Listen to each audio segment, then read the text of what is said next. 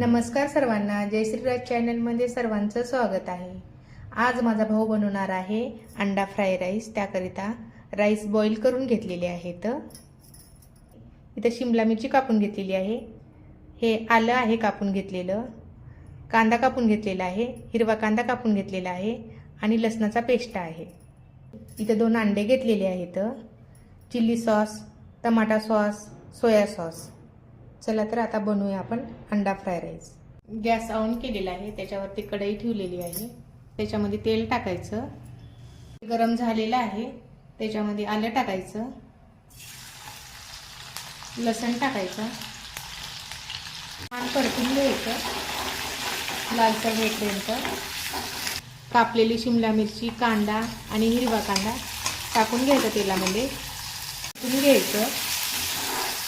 शिमला मिरची आणि कांदा भाजणं झालेला आहे, त्याच्यामध्ये आता अंडे टाकायचे, 2 अंडे टाकायचे आहेत। 2 अंडे टाकून झालेले आहेत, त्याला छान पैकी परतून घ्यायचं। थोडी लाल मिरची टाकायची याच्यामध्ये, थोडं मीठ टाकायचं, टाकून घ्यायचं याच्यामध्ये। आता चिल्ली सॉस टाकायचं त्याच्यामध्ये, सॉस टाकायचं त्याच्यामध्ये, टमाटा सॉस टाकायचं त्याच्यामध्ये, घ्यायचं। बघू शकता,